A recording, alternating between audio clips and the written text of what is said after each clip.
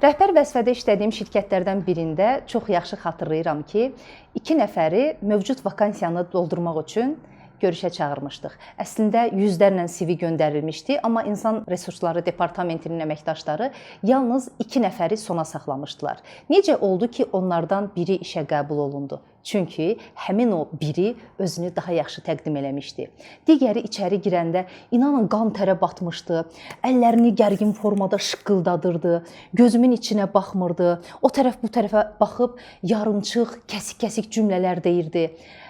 Ən sadə sualları belə böyük gərginlik içində cavablandırırdı. Adətən ilkin təəssürat təəssüf ki, nəticəni göstərir. Nəticə olaraq biz həmin adamlarla işləmək istəmirik. Danışığına baxıb düşünürsən ki, görəsən işini necə görəcək?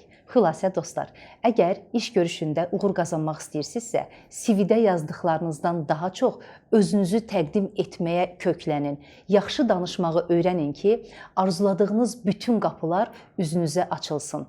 CV-də yazdıqlarınız bəlkə də görüşə çağırılmaq üçün əsas səbəbdir. Amma ondan sonra taleyinizi məhz iş görüşündəki danışıq təmin eləyəcək. Azərbaycan dilində yaxşı danışmağı öyrənin. Çünki indi Azərbaycan dili dəbdədir.